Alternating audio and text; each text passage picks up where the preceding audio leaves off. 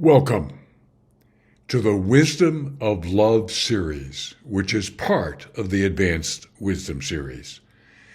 This series will include about 100 episodes that deeply convey the power and joy of living a life inspired and filled with love. The genesis of this series comes from an intensely painful personal loss. When the 50-year love of my life died tragically and unexpectedly. With great fear and trepidation, I at least temporarily faced the prospect of a life without love for my remaining years. A wise sage inspired me to explore deeply and live love's many other powerful dimensions. Together, we, you and I, will explore the breadth and depth of how we can flourish with more love than we have today. The possibilities for more love in your life are extraordinary and inspiring. We discover these possibilities in music, real-life stories, the great wisdom traditions, and then mind-blowing research. Are you ready to have more love in your life, starting today? Great. Well, the focus of this episode in the Wisdom of Love series is Buddhism. I've covered Hinduism with Krishna and Christianity with Jesus. And in the next episode, I'll be covering, or a later episode, we'll be talking about a far more recent God-realized enlightened avatar, Paramahansa Yogananda. But more on that later. So this is about Buddhism. And Buddhism, I have a special affinity for a number of different reasons that I'll talk about here. In Buddhism, the concept of a supreme being or a creator God is not central to its teachings, and that's off-putting for a lot of people. But the one thing I've come to realize in my relationship with Buddhism, we'll get quite a bit deeper into this, is that for us mere humans to try and understand God that manages and created the trillions of suns and universes out there,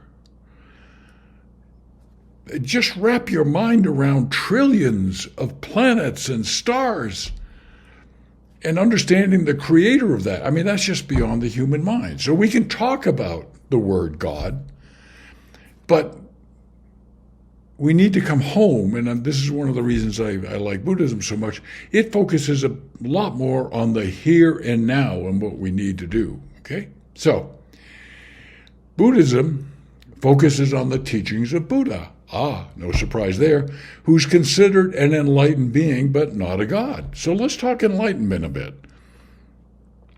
I've published a book, Enlightenment, Your Gateway to the Spiritual Kingdom. What happens in the human kingdom is that you progress spiritually to a point where you're ready to what I call graduate from the human kingdom, which happens when you achieve enlightenment.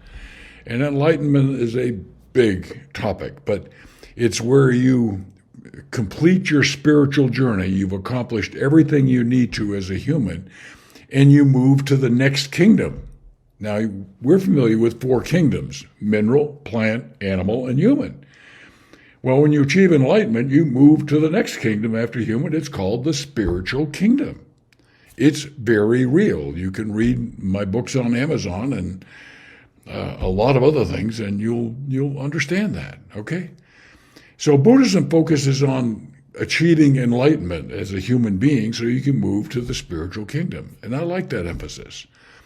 So the emphasis is on spiritual development and the attainment of enlightenment or nirvana through practices such as meditation, ethical conduct, and wisdom, okay? So, while Buddhism includes various spiritual beings, it does not have a concept of a supreme being like God, as many religions do. While Buddhism doesn't personify God in the same way as theistic religions, it teaches compassion and loving kindness as central virtues. Where have you heard that before? Hinduism and Christianity. The essence of love in Buddhism can align with the idea of universal compassion that transcends personal attachments. So,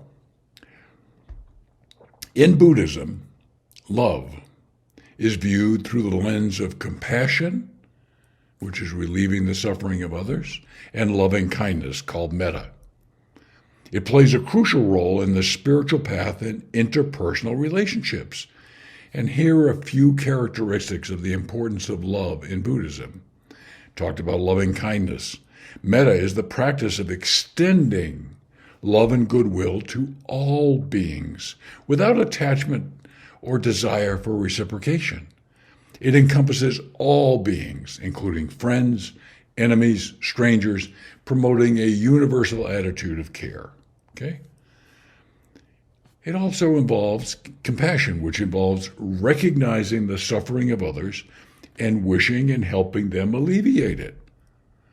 This characteristic emphasizes active engagement in helping others. Okay?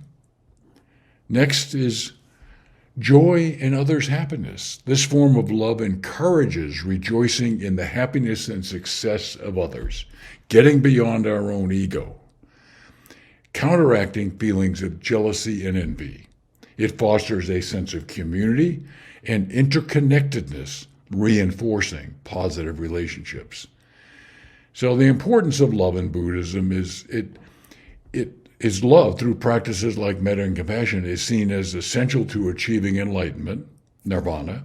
It helps individuals overcome ego, a major hurdle you need to get through in your spiritual journey on your way to enlightenment, and selfishness, leading to spiritual growth. Love also informs ethical behavior in Buddhism, guiding individuals to act with kindness, empathy, and consideration of others. It underpins the precepts that promote non-harming and respect for all life. It's also about social harmony. Practicing love fosters harmony in communities, promoting peace and reducing conflict. It encourages individuals to work towards the welfare of others, creating a supportive and nurturing environment. Not surprisingly, cultivating love and compassion can lead to greater emotional health, reducing feelings of loneliness, anger, and dissatisfaction. It enhances overall well-being and life satisfaction. So in summary, love and compassion love in Buddhism emphasizes compassion, kindness, and interconnectedness, which serves as the foundation for ethical contact and spiritual development. It's viewed as a transformative force that fosters personal growth and contributes to the well-being of all beings. So you can see in here, this is for me, Buddhism is about very here and now in this lifetime, wherever I am in my journey, okay? So the Dalai Lama has expressed various views on God because some people trip up over this in Buddhism and all this. So the Dalai Lama, His Holiness the Dalai Lama, who I have greatest admiration and respect for, here's some points he's made. He often emphasizes that his understanding of God is influenced by Buddhist teachings, which do not focus on a creator God in the same way that many theistic religions do.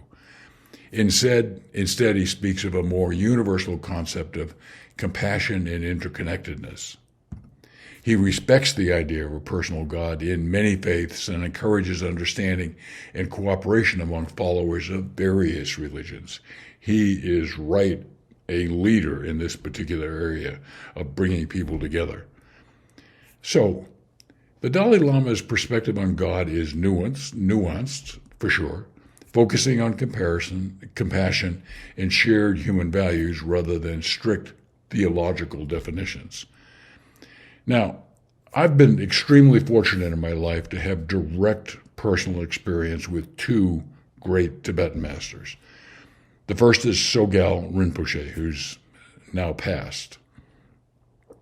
I went to teachings at Esalen, which is south of Big Sur in California on the coast, and it's just an absolutely beautiful place. 4 years in a row to study with Sogyal Rinpoche in very small groups, 10 or 12 people sitting around him and his teachings. Sogyal Rinpoche completely redefined for me what a human can be.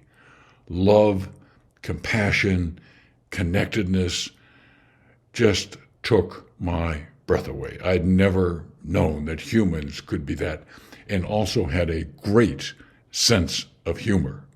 He inspired me. Through his example, I learned what a human could be. And I said, I'm going to be more like him.